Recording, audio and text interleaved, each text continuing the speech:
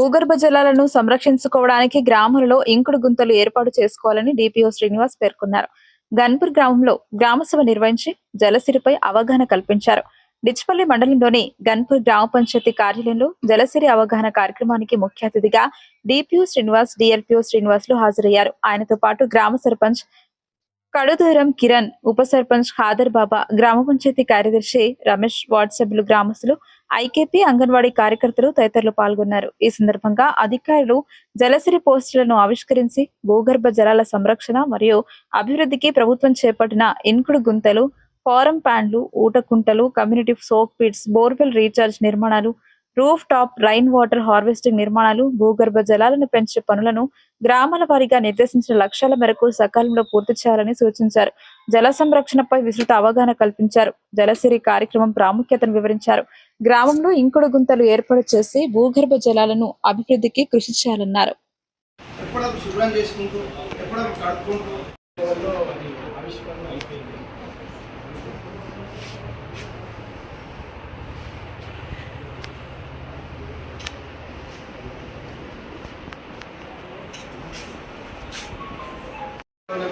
Dengue positive ఊళ్ళకి enter అయినప్పుడు ఆ ఊళ్ళకి ఇన్ఫెక్టెడ్ అయ్యచ్చు. తాగేది మన ఆకుకూరలలో ఊళ్ళకి కానీ, గంగలకు కానీ, ఊళ్ళకి కానీ ఫ్రిడ్జ్ ఎంత బాగుంది, ఒక ట్రే ఉంటుందమ్మా. ఆ ట్రే ఇన్ఫెక్టెడ్ చుట్టుప్రక్కల ఇండ్లైనా సరే అమ్మా, మలేరియా, డెంగ్యూ, చికెన్ గున్యా, ఫైలేరియా, మెదడు కాపమ్మ, ఈ మన దగ్గర ఉంది ప్రజెంట్ చికెన్ గున్యా అండ్ డెంగ్యూ. ఈ డెంగ్యూ రోగం అవ్వాల ఈ దయచేసి మన సిఎస్సి దగ్గర ఉన్నది, అక్కడ టెస్ట్ చేపిస్తే ఏ రాష్ట్రం మెథడ్తో టెస్ట్ చేస్తే ఇప్పుడు ప్రైవేట్ హాస్పిటల్ ఏదో దానికోసం అప్లై చేస్తున్నారు, కణాలు చనిపోయినాయి. దయచేసి అక్కడ కాకుండా ఇంట్లో కూలర్ కానీ మిషన్ పెట్టుకున్నాము, ఆప్లికేషన్ కానీ పెట్టుకుంటారమ్మా, కూడా శుభ్రం చేసుకోవాలమ్మా. మీరు ఇంటి ప్రక్కన ఎవరైతే సరే డిస్పోజల్ నీళ్ళు పెరుగుతుంది, చెత్త కింద పడేస్తున్నారు, నీళ్ళు పెరుగుతున్నాయి. మీరు ఓపెన్ డ్రైనేజ్ ఉంటుంది, అక్కడ మీరు చెత్త పడేస్తున్నారు. మొత్తం ఎక్కడ చూడమ్మా, చుక్క నీళ్ళు ఆకుండా బాగా ప్రాణం ఉన్నట్టు నీటిని దయచేసి చెప్తున్నా, చుట్టుప్రక్కల కానీ అంత శుభ్రంగా ఉంచుకోండి. ముఖ్యంగా ఇది అవగాహనతోనే కట్టుబెడతాము. గన్పూర్ గ్రామ సభకు చేసినటువంటి పెద్దలు గుంటూరు గారికి స్వాగతం. ముఖ్యంగా ఈరోజు గౌరవ సర్పంచ్ గారి అధ్యక్షతన జరుగుతున్నటువంటి ఈ సమావేశం చాలా శుభదినం. ఈరోజు గురు పౌర్ణిమ. మనకు గురు పౌర్ణిమ రోజు మంచి వర్షం పడింది, మంచి చక్కటి వాతావరణం ఉంది, చల్లగా ఉంది. మనకు చాలా సంతోషకరమైన దినం కూడా. మరి ఈ సమయంలో కొన్ని అంశాలు ఉద్దేశం ముఖ్యంగా ఇప్పుడు ఏపీలో టార్గెట్ ఉంది కనుక మీ టార్గెట్ను మీరు ఖచ్చితంగా పూర్తి చేయాలి. పూర్తి చేస్తేనే మరి ప్రభుత్వం ఏదైతే అనుకుంటుందో నిర్దేశించిన లక్ష్యాన్ని మనం చేరుకోగలుగుతాం. ఎందుకంటే ఇప్పుడు మనకు ఎనిలోనో ప్రభావం వల్ల మనకు వర్షాలు తక్కువ పడుతున్నాయి. మనకు ఈ వర్షాకాలంలో మొదటి వర్షం మనకు రాత్రి పడిన వర్షమే పెద్ద వర్షము. మరి ఇట్లాంటి వర్షానికి మనము ఎంత తక్కువ పడినా ఎంత ఎక్కువ పడినా ఆ పడ్డ నీళ్లను వర్షపు నీటిని ఒడిచి పట్టుకోవాలి. ఇట్లా మనకు దాన్ని దాచిపెట్టుకోవాలి. బ్యాంకులో మనం ఎలాంటి డబ్బులు వేసి మనం పోస్ట్ ఆఫీస్లో కానీ బ్యాంకులో కానీ ఎందుకు దాచిపెట్టుకుంటాం? అక్కడ మనకు భద్రంగా ఉంటుంది, మన అవసరానికి పనికి వస్తుందని అక్కడ పెడతాం. మనము ఆ విధంగానే ఇది డబ్బుల కంటే ఎక్కువ. డబ్బులు ఇక్కడ కాకపోతే ఇంకెక్కడైనా ఏ దేశమైనా మనకు అప్పిస్తుంది, కానీ నీళ్ళ అప్పు అనేది ఇక్కడ దొరకదు. దయచేసి అందరూ కూడా మరి ఖచ్చితంగా ఈ జల సంరక్షణ సంబంధించిన ప్రతి ఇంటికి ఇంకుడు గుంట ఉండాలి, ప్రతి పంటకు పంటకు ఉండాలి, ఊరికి ఊరకుంటా ఉండాలనేది ఇది ఒక నినాదాన్ని మనం అందరం కూడా సహకారం చేద్దాం. ఎందుకంటే అవసరాన్ని బట్టి భూమి అవసరాన్ని బట్టి మనం చేయాలి. ముందు తరాలకు ఇక్కడికే అయిపోదు, భావి తరాలకు కూడా ఈ జల రక్షణ అనేది ముఖ్యము. అన్నీ దొరుకుతాయి కానీ నీళ్లు దొరకది. మరి అదందరం మనం గుర్తుపెట్టుకొని మన భావి తరాలకు, మన తరమే కాదు ముందు తరాలకు కూడా ఇవ్వాల్సిన బాధ్యత మనం అందరి మీద ఉంది. మరి దీని మీద సుదీర్ఘంగా చెప్పడం జరిగింది. అట్లాగే హెల్త్ డిపార్ట్మెంట్ మీద వెంకటేష్ గారు మనకు అవగాహన కల్పించడం జరిగింది. మేము లాస్ట్ ఇయర్ కార్పోల్ తాండాలో ఒక నెల రోజులు అక్కడ మొత్తం ఆ ఊరు మొత్తం అంతా కూడా మంచాలకే పరిమితయ్యారు.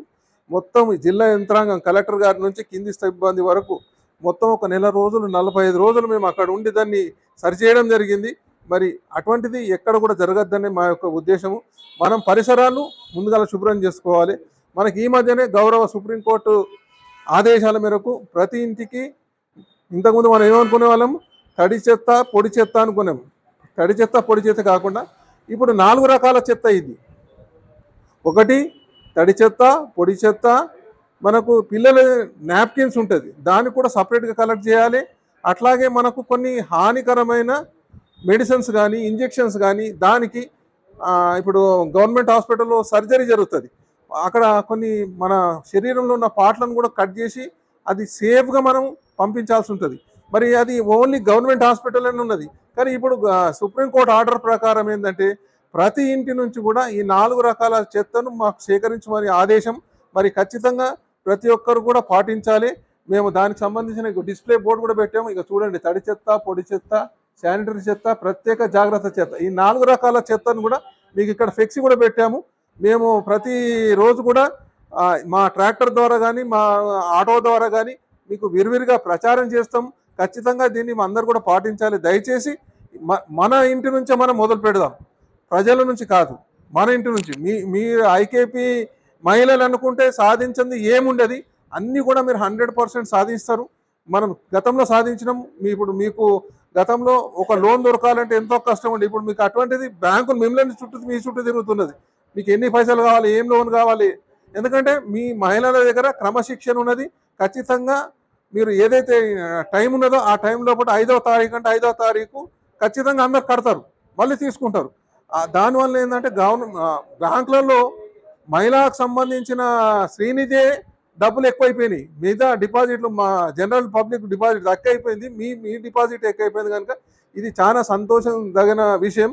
మీరు అందరు కూడా బాగా పనిచేస్తున్నారు, మంచి స్కీమ్స్ కూడా ఉంటున్నాయి. గవర్నమెంట్ కూడా మహిళలకే మొదటి ప్రాధాన్యత ఇస్తున్నది. ఇప్పుడు మనకు ఎన్ని సిలిండర్స్ కానీ, ఉచిత బస్సే కానీ, ఎన్ని మహిళల పేరు మీద అన్ని జరుగుతున్నాయి. కనుక మరి ప్రభుత్వం కూడా దీనికి మీకు ప్రోత్సాహం ఉన్నది. ఇప్పుడు మహిళలకు పెట్రోల్ బంకులు ఇస్తున్నారు, ఇప్పుడు ఆర్టీసీ బస్సులు ఇస్తున్నారు, మీ సంఘాల ద్వారానే జరుగుతున్నది. మరి మీ యొక్క ఎంత పెద్ద యంత్రాంగం ఉంటే, ఇంత పెద్ద యంత్రాంగం ఉంటే కానీ మీరు చేయలేరు. మరి దయచేసి మరి ఖచ్చితంగా అందరు కూడా ఈ ఎస్బిఎం సంబంధించిన స్వచ్ఛ తెలంగాణ, స్వచ్ఛ గన్పూర్ అనే దాంతో నినాదంతో మనం అందరం కూడా ఖచ్చితంగా ఈ పాటిస్తారని మీ అందరికీ కూడా ఈ అవకాశం ఇచ్చినటువంటి గ్రామ సర్పంచ్ గారికి ధన్యవాదాలు తెలుపుతూ నేను ముగిస్తున్నాను. గ్రామ సభ గన్పూర్లో జరుగుతున్నటువంటి ఈ కార్యక్రమానికి అధ్యక్షత వహిస్తున్న గౌరవ సర్పంచ్ రవికిరణ్ గారికి, అదేవిధంగా గౌరవ ఉప సర్పంచ్ ఎస్కే ఖాదర్ గారికి, గౌరవ గ్రామ పంచాయతీ పాలకవర్గ సభ్యులకు, అదేవిధంగా నాతో పాటు స్టేజ్ మీద ఉన్న స్థానిక డివిజనల్ పంచాయతీ అధికారి శ్రీనివాస్ గారికి, అదేవిధంగా APO and health departments, agriculture, line departments, అదేవిధంగా ఈఓ అధ్యక్షురాలికి, అదేవిధంగా మహిళా సంఘ సభ్యులకు, ఈ గ్రామ ప్రజలందరికీ కూడా నమస్కారములు. చాలా విస్తృతమైన ఇప్పటి వరకు జలసిరి మీద, కాబట్టి వర్షపు నీరును ఒడిసి పట్టుకోవాలి. ఎందుకు అని అంటే మీకు అందరికీ తెలుసు, ఎలినినో అనేది ప్రభావం అనేది ఉంది. అంటే ఋతుపవనాల డైరెక్షన్ ఏదైతే దిశ మార్చే సంకేతం మనకు సూచాయగా మరి ప్రభుత్వం వారు చెప్తున్నారో ఆ దిశగా అడపదడప వర్షాలు పడుతున్నా ఆశించినంత వర్షపాతం అయితే రావట్లేదు. మనకి ఇప్పటి వరకు పడాల్సిన ఎంత వర్షపాతం పడాలో అది పడట్లేదు, మీకు అందరికీ తెలుసు. కాబట్టి ఆ క్రమంలో మనము చేపట్టవలసిన చర్యలు అనేది మనకు రాష్ట్ర ప్రభుత్వం ఒక దిశ నిర్దేశం అనేది చేసింది. జలసిరి అనే ప్రోగ్రాం ద్వారా మీకు చెప్పారు. ఇంకుడు గుంతలు, తర్వాత పంట కుంటలు, తర్వాత గ్రామానికి ఊట కుంటలు, ఇవన్నీ కూడా మనం తీసుకోవాల్సిన అవసరం ఉంది. దీంట్లో ముఖ్యంగా మహిళల పాత్రనే ఎక్కువ మీకు. ఎందుకంటే ఎన్ నంబర్ ఆఫ్ అంటే 2 టార్గెట్ ప్రకారము అనేది కేవలము టార్గెట్ ఎప్పుడు రిస్ట్రిక్ట్ అవుతామంటే శాంక్షన్స్ మట్టుకే టార్గెట్ తీసుకుంటాం.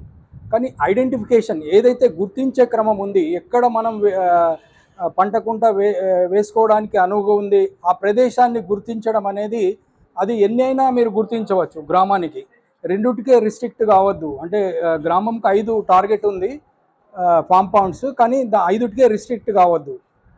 ఎన్ నంబర్ ఆఫ్ ఉంది కాబట్టి ఆ క్రమంలో మీరు అన్నీ కూడా రైతులను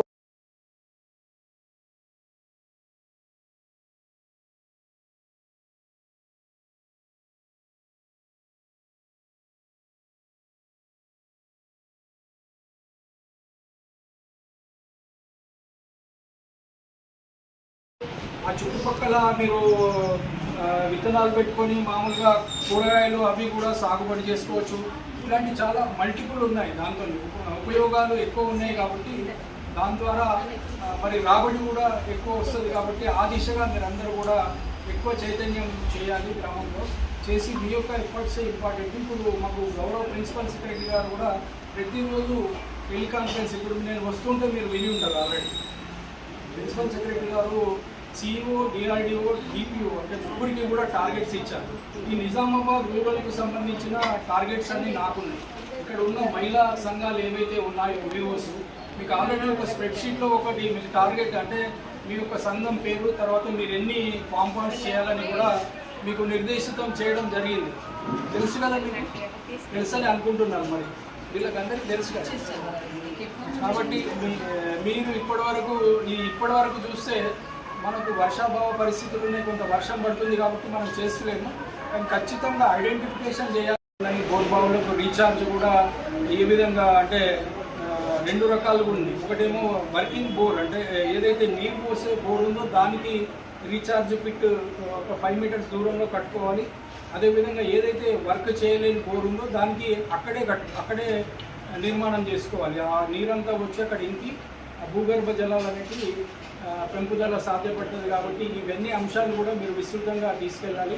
అదేవిధంగా ఇంటింటికి కూడా ఇంకుడు గుంత ఉండే విధంగా చూసుకోవాలి. మీరు ఇప్పుడు ఇందిరమ్మ ఇల్లు కూడా అక్కడక్కడ శాంక్షన్ అయ్యి, అక్కడ కూడా ఇందిరమ్మ ఇళ్ళల్లో కూడా మీరు ఇంకుడు గుంత ఉందా లేదా చూడాలి. లబ్ధిదారులకు మీరు కొద్దిగా పంచాయత్ సెక్రటరీ ద్వారా అవేర్నెస్ క్రియేట్ చేసి అందరూ కూడా ఖచ్చితంగా ఇంకుడు గుంతను తీసుకునే విధంగా ప్రయత్నం చేయాలి.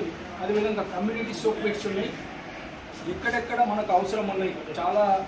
ప్రదేశాలలో నీరు కొంత పల్లము అంటే దిగువ లో లయింగ్ ఏరియాస్, అట్లాంటి ఏరియాస్లో ఖచ్చితంగా మనకు కమ్యూనిటీ సోప్ పిట్ అనేది అవసరం పడుతుంది. కాబట్టి ఆ ప్రదేశాలను కూడా గుర్తించి మీరు కమ్యూనిటీ నీడ్స్ ఉంటుంది కాబట్టి అక్కడ కూడా ఒక కమ్యూనిటీ సోప్ పిట్ తీసుకోవాలి.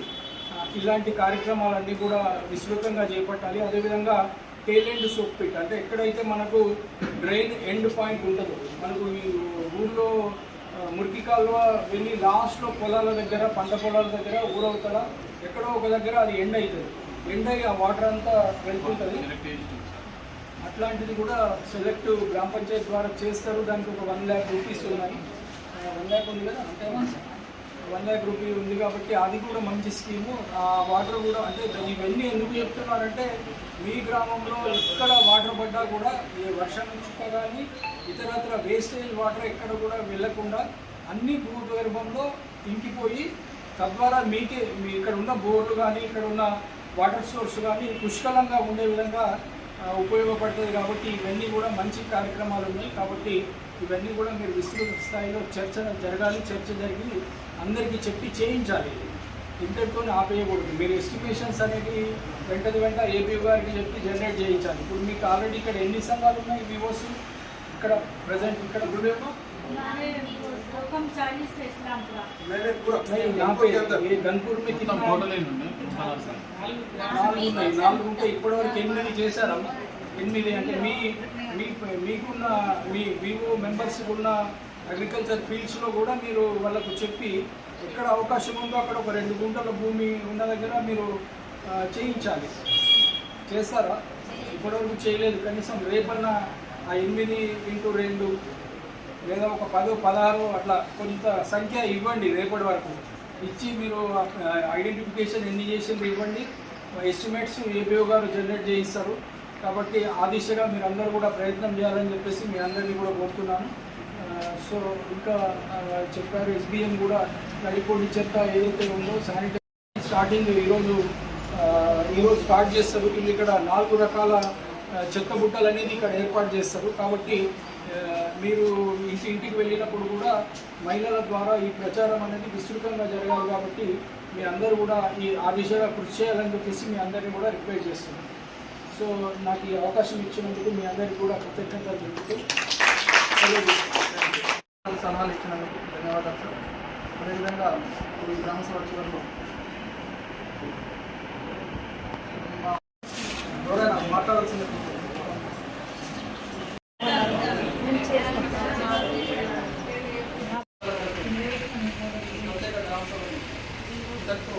ఇస్తున్నామని చెప్పేసి